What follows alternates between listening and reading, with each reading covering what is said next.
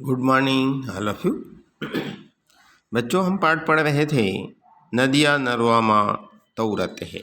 नदिया नरवामा तौरत है, जिसके कवि हैं मुकुंद कौशल जी। आगे कौशल जी लिखते हैं, पीरा फिजय जिनगानी के घुरघपटे अंधियारी माँ, हितवाई के दिया करथे अंतस्मा प्रकाश यहाँ। कवि यह बात कहते हैं कि दुख के समय, संकट के समय सच्चे मित्र की पहचान हो जाती है।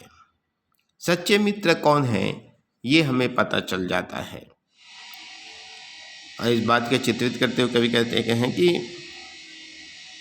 पीरा फिजय जिनगानी के घुरघपटे अंधियारी माँ, हितवाई के दिया करथे अंतस्मा प्रकाश यहाँ।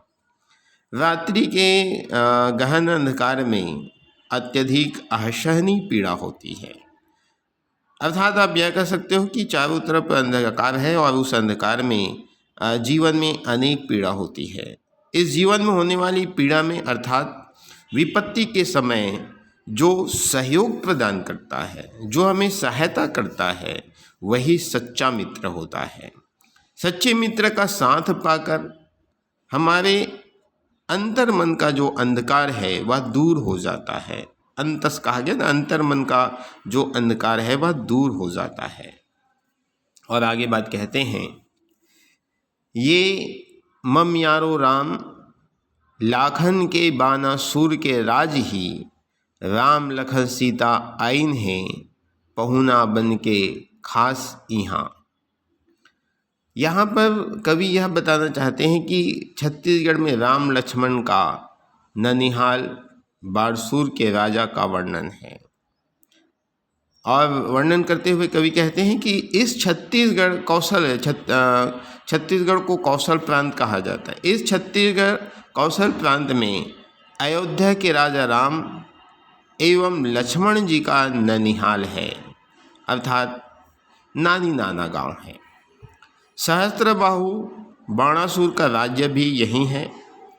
वनवास के समय राम, लक्ष्मण एवं सीता मेहमान बनकर यहाँ आए थे। अर्थात आप यह कह सकते हो कि जिस प्रकार से राम सीता को हम जानते हैं और छत्तीसगढ़ प्रांत को उनका नौनिहाल माना जाता है राम लक्ष्मण का, तो उसी चित्रित करते हुए कहते हैं कि वनवास के समय राम जो है, लक्ष्मण एवं सीता जो है, यहाँ मेहमान बनकर आए थे।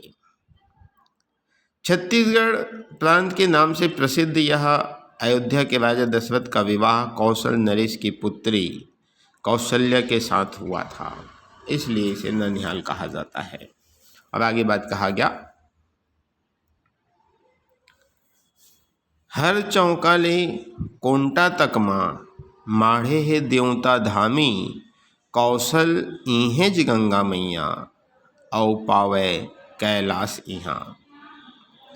आगे कवि बात कहते हैं कि छत्तीसगढ़ के देवी देवताओं तथा नदियों का वर्णन करते हुए कहते हैं कि प्रत्येक चौराहों में तथा हर कोनों में यहाँ के देवी देवताओं के स्थान हैं। अर्थात सभी क्षेत्रों में धार्मिक स्थल है। इस कौशल प्रांत में, इस कौशल इहेच गंगा मैया औ पावे कैलाश यहाँ। इस कौशल प्रांत में छत्तीसगढ़ में महानदी जो गंगा के समान पवित्र माना जाता है, गंगा के समान उसे पूजा जाता है, तथा शिव की तपोस्थली राजिम भी यहीं स्थित है। ठीक है, राजिम को शिव का तपोस्थली कहा जाता है, तो वो राजिम भी यहीं स्थित है।